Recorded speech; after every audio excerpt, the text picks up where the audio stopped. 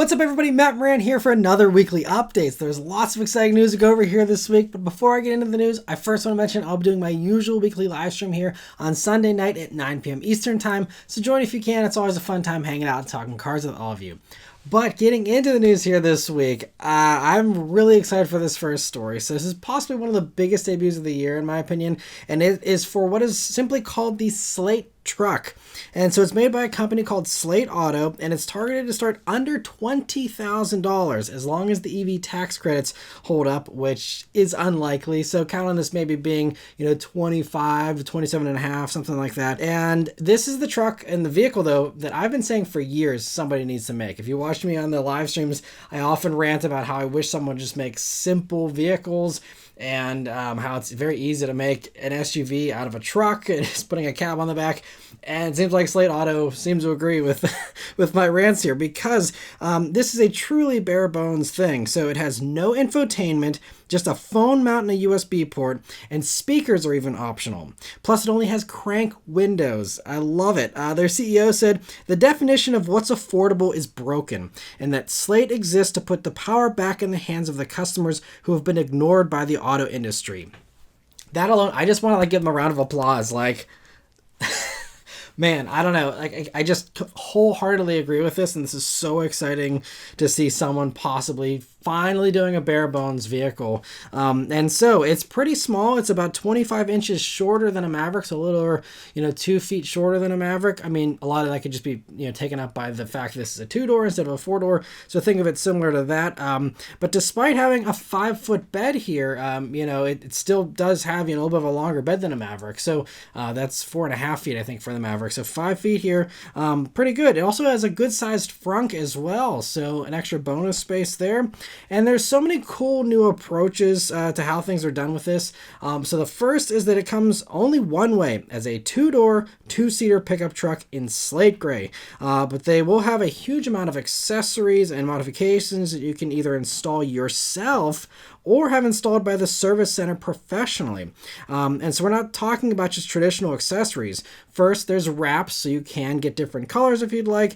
There's also ways to make the interior nicer, like a tablet mount, Bluetooth speaker mount, or other built-in optional speakers that I mentioned earlier. There's also various bumpers, wheels, including 32-inch tires, and crucially, there's a couple kits to convert it into an SUV. Taking a truck and putting a cab on the back. What a crazy idea. So one is a very boxy bed cap there for maximum usability, and another one is a more fastback one for people who want something a little more stylish there. And so these packages also give you a back seat to install, which makes it a 5-seater, and will also include a roll cage, seat belts, and even airbags.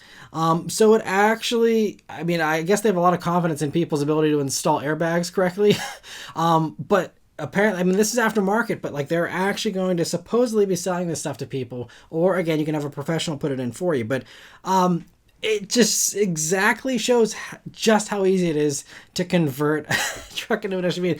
Honestly, I wish other companies would follow the same thing. It's not hard. You want to make a new Chevy Blazer? You take a Colorado, you put a cab on the back. You're done. So anyway.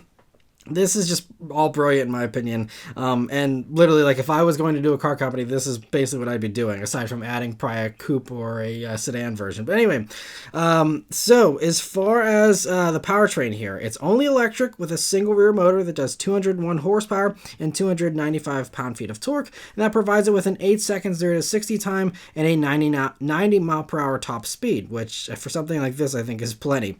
It also doesn't have much performance in the truck metrics, though, with a 1,433 pound payload rating and a tow rating of just 1,000 pounds, which is 1/4 the tow rating you get with a Maverick. So, this isn't going to be a workhorse as far as that stuff goes, but for the milder applications, like all the various ones they've imagined there, it certainly still is going to be a great little vehicle. And it's powered by a 52.7 kilowatt hour battery that they say will do 150 miles of range, but there's also an accessory pack that takes you up to 84.3 kilowatt hours for the battery for 240 miles of range if you'd like.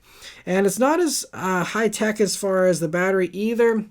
Only doing a 120 kilowatt peak charge rate through its NACS plug, but since it's a small battery, they claim that a 20% to 80% charge time takes under 30 minutes. Now, most companies quote a 10% to 80%, so 20 to 80 is kind of cheating a little bit, until you, remind yourself, but still under 30 minutes, I think that's fine. And as someone who, just did a little highway road trip in my Fiat 500e that only has an 85 kilowatt hour max charge rate and also has 150 miles of range or so, it's not a big deal. As long as you're not in a hurry, you stop off at a gas station and, charge there at, those charging stations, go to the bathroom, grab yourself a snack, check your phone for a few minutes, and you're on your way. It's really, I think this is going to be completely doable for especially road trippers. Now, if you're fast charging this because you don't have any charging at home, that's where it could obviously get a little bit more annoying. But even then, plan your charging around, your local places. Walmart just actually this week's talking about how they're doing thousands more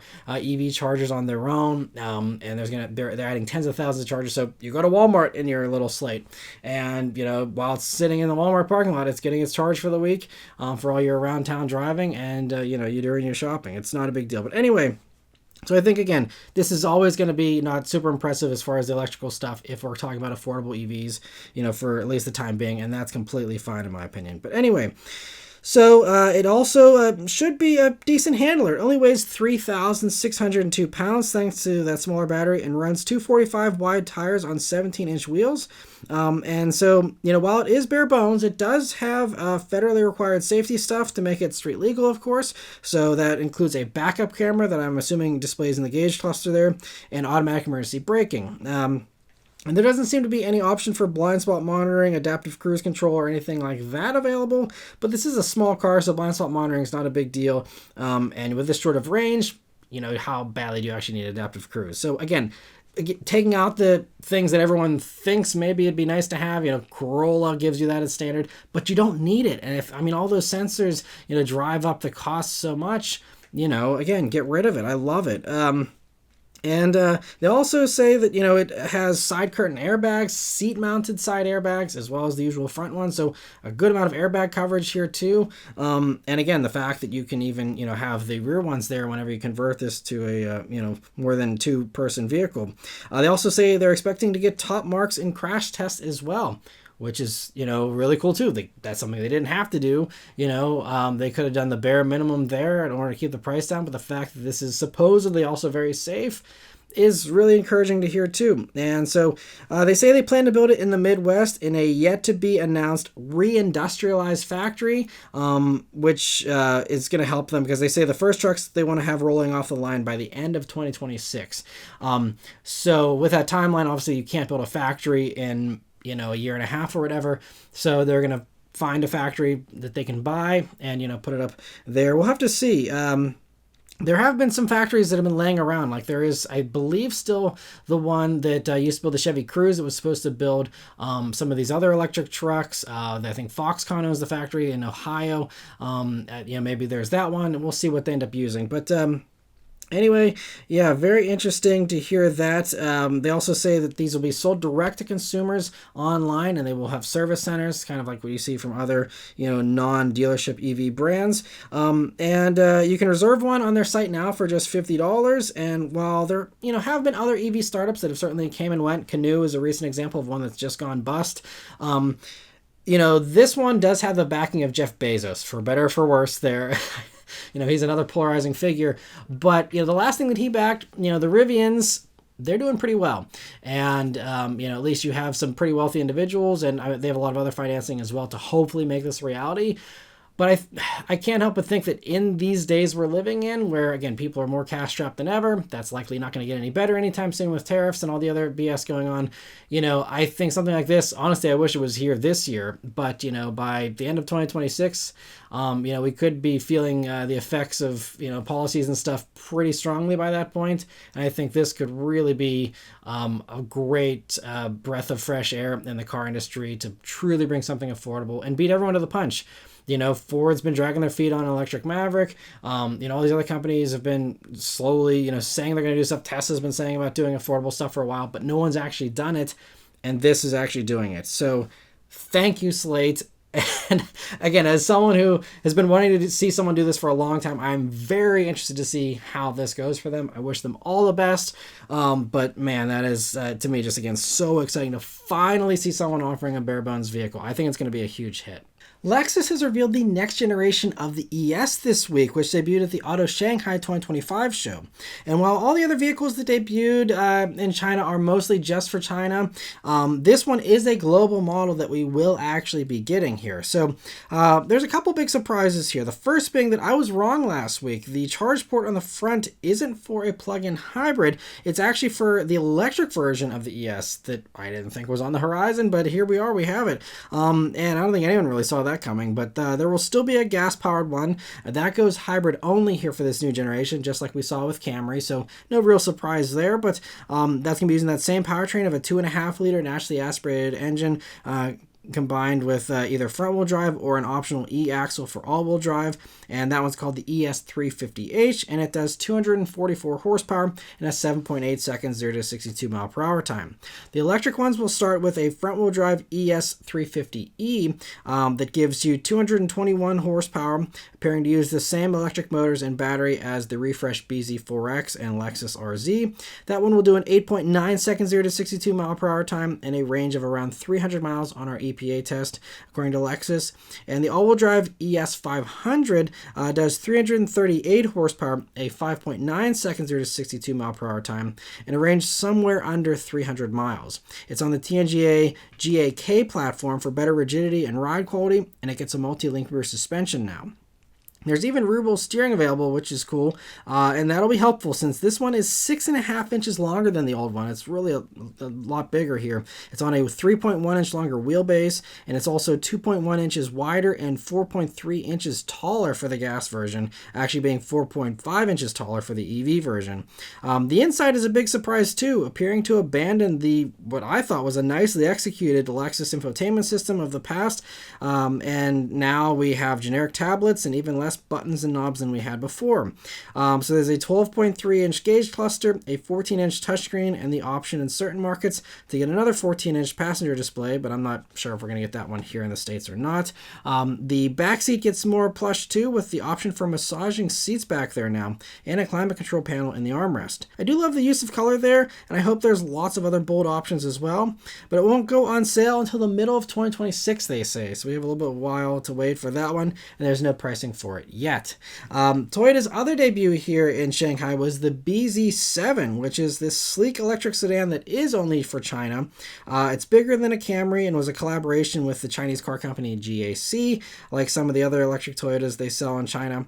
And it's a nice looking interior as well, but otherwise we don't have too much info on it, and it's irrelevant anyway, since anyone that's able to watch YouTube will not be able to buy this car. So let's just move on. And some other news here that does affect us here in the US. Automotive News got a hold of a supplier memo that Nissan sent out that announced that they have canceled development of their electric Nissan and Infiniti sedans that were planned for next year. We saw the Infiniti one even teased with a concept car, and the Nissan one was thought to be the return of the Maxima. So with this cancellation, I think is also the cancellation of the idea of the Maxima name ever returning. And with that cancellation, that means that Infiniti is going to be an SUV-only lineup now.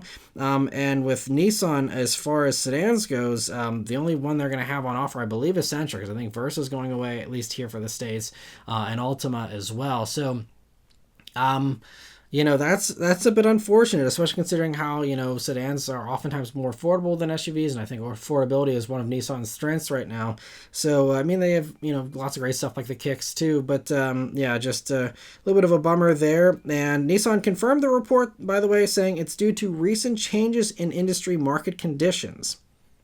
So there you have it. While Nissan has said that some of the tariff stuff will actually be beneficial for them because they do have a lot of American manufacturing, this does mean that the factory that was going to be building these electric sedans, which was in the States, has now gotten a whole lot more valuable. And clearly that combined with the fact that, again, electric vehicle sales are growing, but, that's not going to be the priority for them considering, they have other bigger fish to fry that they need to bring over here. So, I think most likely we will see that factory that was dedicated to those vehicles now will probably be used to try and bring Armada production from Japan into America. That's going to be, again, a big seller. And that's, probably going to be the main focus, although I guess Kicks is also built in Mexico.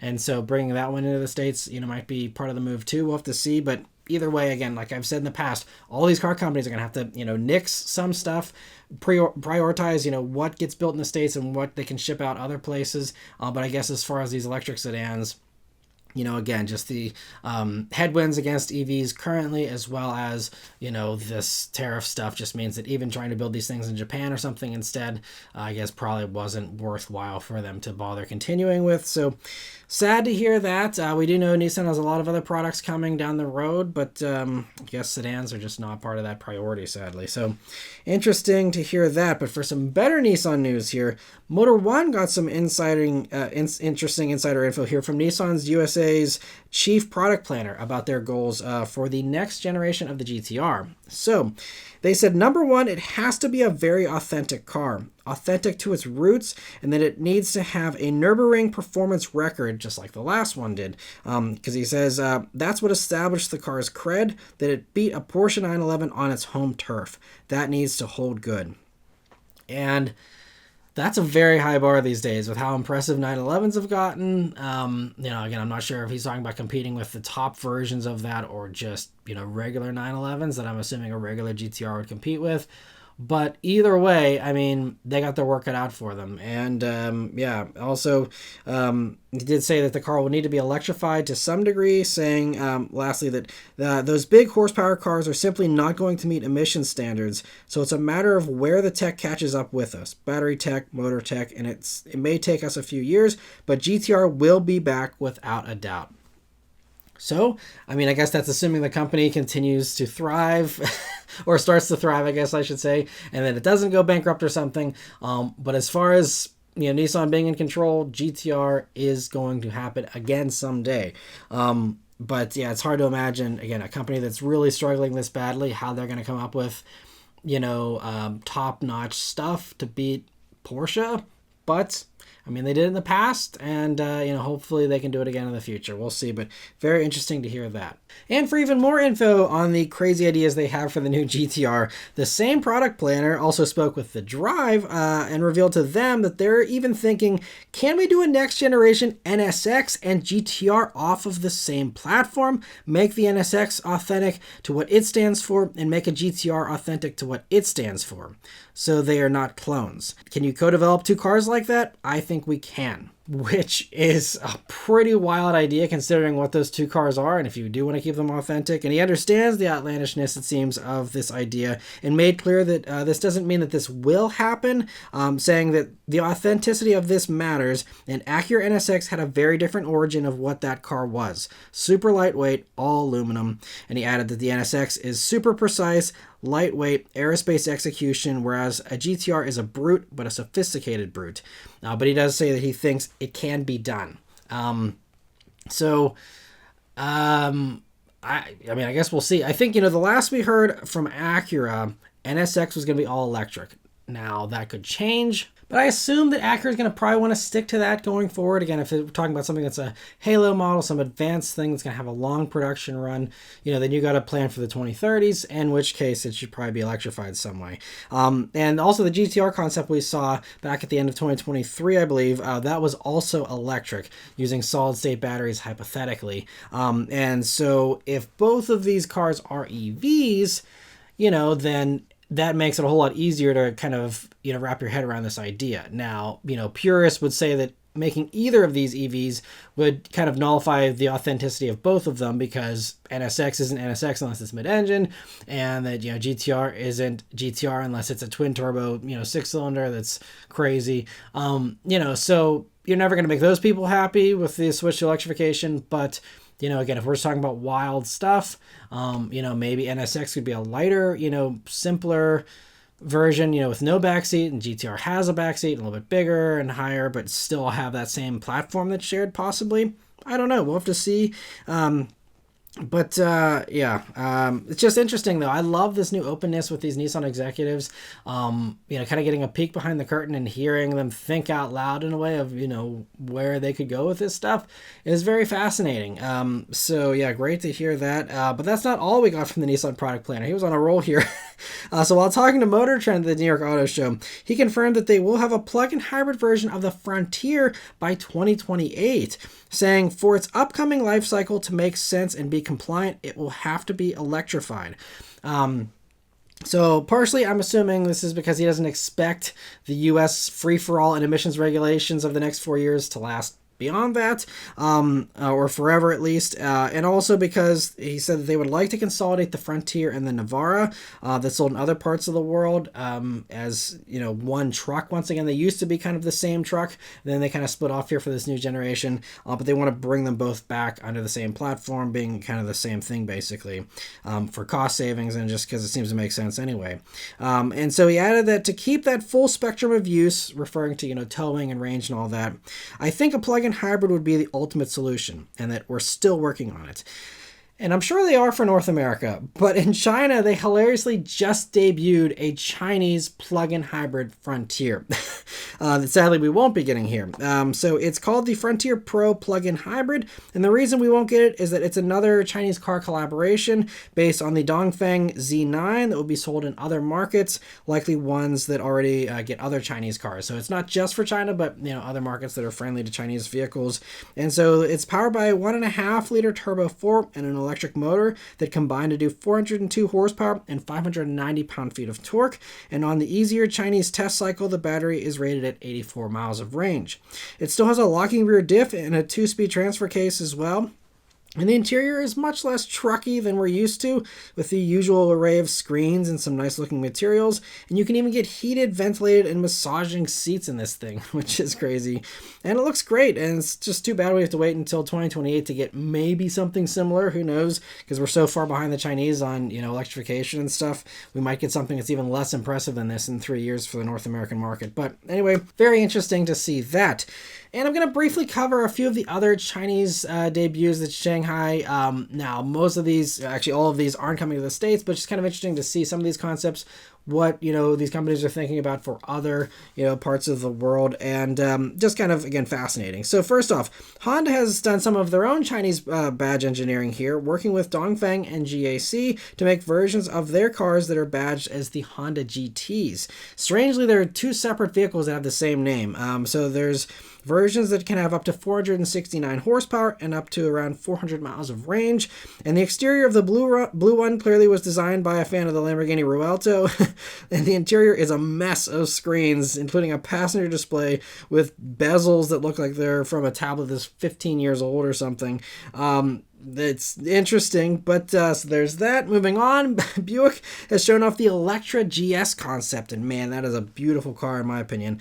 This is a sedan that for now they say is just a design manifesto, not intended for production, but Buick sells a lot of sedans in China, and it would make sense to put this into production. It doesn't look that far-fetched either as far as concept stuff goes, so I think this is actually going to get produced, but it's longer than a Mercedes EQS, so it's pretty grand with its proportions, and inside looks really cool in typical concept car fashion as well.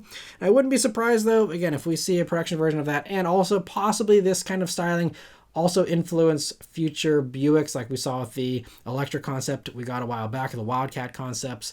I think we could see some of this maybe show up in American Buicks, assuming Buick sticks around.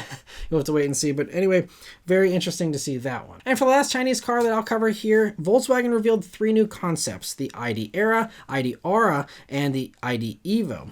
So there are also collaborations with Chinese brands and likely will lead to production versions, since Volkswagen says they preview a new generation of intelligent electric vehicles. The Era is a 3-row that's actually powered by a gas range extender in addition to the battery, providing 621 miles hypothetically. The Aura is a compact sedan we don't have many details on, and the ID.Evo is for the style-conscious SUV buyers in China, and that one they say runs on an 800-volt platform, so it should have pretty impressive charge speeds. But moving on from the Chinese stuff here, Car and Driver interviewed the CEO of Mazda this week about the idea of Mazda making a new small pickup truck and other things that Mazda is also kicking around. So it sounds like they aren't entertaining the idea of using any of their existing platforms, including the great rear-wheel drive-based straight six CX-90 platform for any kind of truck. So I guess they're thinking only body on frame here for trucks, saying we could work with other OEMs to get it, the platform, and said our coverage of the total industry is only 50% because we don't have a pickup truck. It's a good time to think about a future portfolio.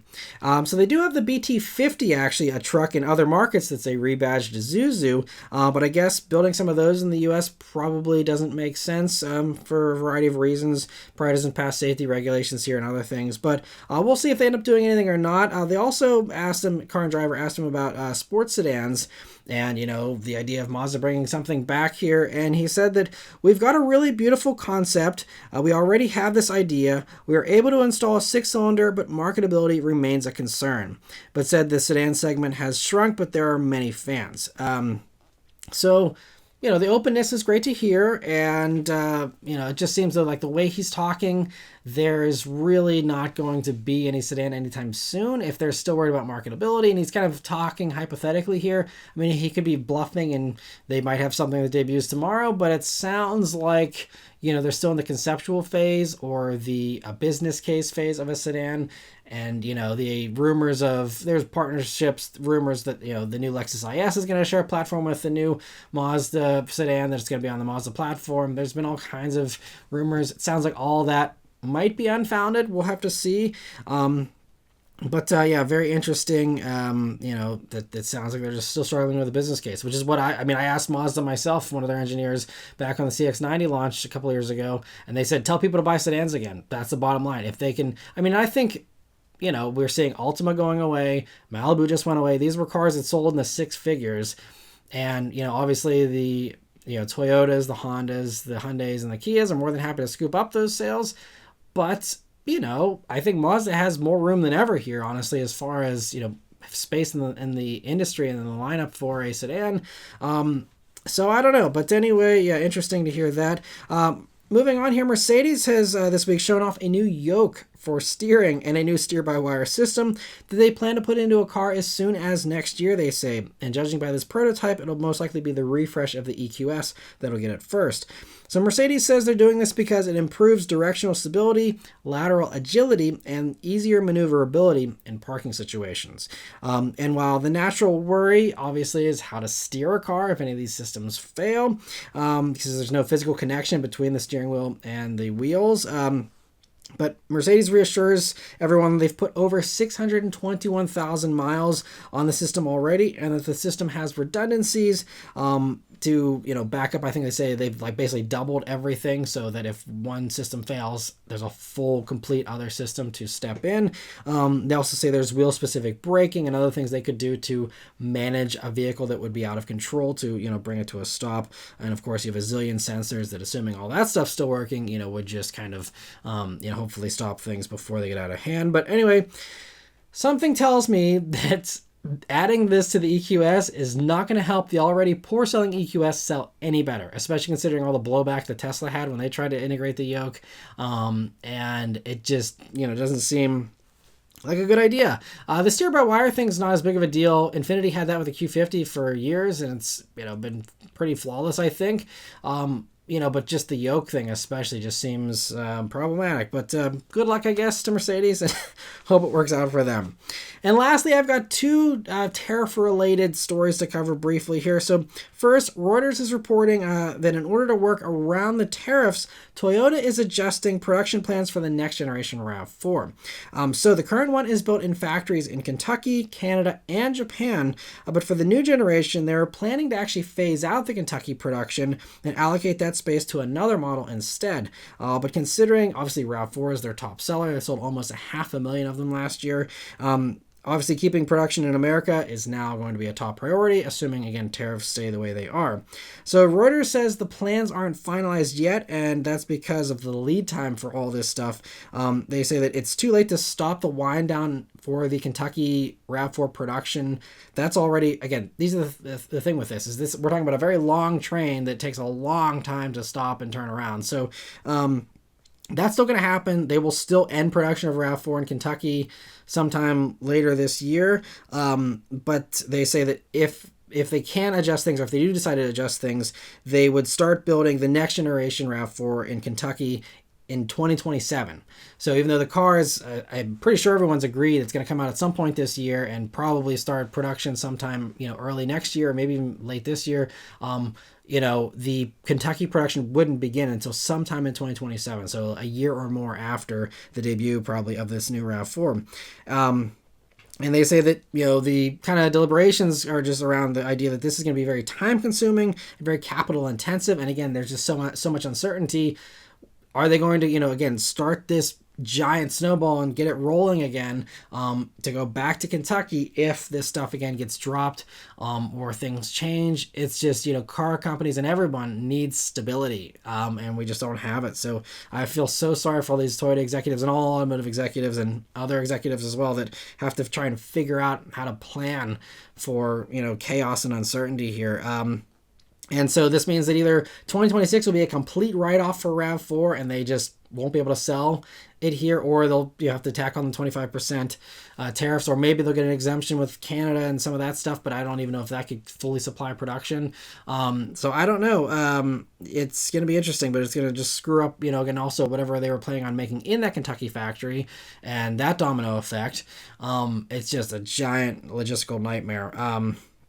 And again, this change isn't increasing American manufacturing. They're not building a new factory. They're just saying, we already have this factory. How do we best allocate, what we build in here so that it, supports our biggest sellers? And obviously RAV4 is one of those biggest sellers, the biggest. And so, it's just trying to figure out, again, is this worth the trouble, or is this something that's going to, fade away or, get reversed through some tweet tomorrow, So we'll see. But anyway, very interesting to hear that. And on the flip side here, Automotive News Canada is reporting that because of Canada's retaliatory tariffs on cars coming from the U.S. into Canada, that the Canadian arm of Subaru is reportedly going to be reducing the amount of American-made Subarus that they import now from 26% to just 10% of vehicles that they'll be bringing in from America. And the rest, they will fill in the gap with Japanese-built Subarus because Canada has a free trade agreement with Japan. Imagine that. Free trade encourages buying stuff from that country. Crazy. So anyway, that also means that Canadians will have no problem getting the new 2026 Outback because, unfortunately for Subaru, they, before the tariff stuff, they already had set in motion the plan to move Outback production from Indiana to Japan in order to prioritize Forester production in Indiana and build more Foresters there instead. So Forester is going to be great for everyone in America here, and they've also still built Foresters in Japan, so Canada will be fine too. But as far as Outback, they're all coming from Japan for this new generation, which, by the way, is going to, if you want the new Outback, it's going to be a fiasco. I don't know if we're actually going to see it this fall like Subaru claims, because, again, if these tariffs hold up, Canada will be getting them from Japan, but we'll have to either pay 25% more, or they're going to find some other way or some other concession to kind of work around this to blunt the impact. But there will be tariffs coming in on every new Outback, since I think they're all coming from Japan here for the new generation. So that's again another executive from a car company that's probably not getting much sleep every night trying to figure this out. And so, yeah, it'll be interesting to see what ends up happening with Outback here for us, but just worth noting that now, Indiana is going to be able to build less Subarus for Canada and hurting production of that, in that factory as a result of this stuff, actually hurting production, not helping. So anyway, I'll leave it at that. But very interesting to hear that. And lastly, I want to thank all of you that are members of the Maran Motoring Club. So we did have a bunch of new members able to join this past week thanks to the very generous membership gifting that was done during last week's live stream here by Grand Admiral Thrawn, Trucking Car Guy, and Kyle. So thank you all three so much for your continued generosity every week. I really appreciate it. And I know all those members that were able to rejoin and the new ones that were able to join all very much appreciate it as well. And so I also want to give a big welcome here to those new members, including Suffer So Proud 83, Nanny Vitali, Jake England, Josh Mock, and Rolares. So I hope you're all enjoying the membership perks so far. Be sure to join in on the live stream here on Sunday if you can, where those members always do get that priority answering. And if you'd also like that priority answering as well as all the perks that come with being a member, there's always join buttons here on the video page, on the channel page, and a link in the description. But anyway, thank you all very much for watching. Let me know your thoughts on all this stuff in the comments below. Please leave a like and subscribe to keep these videos coming, and I'll see you guys on the next one. Take care.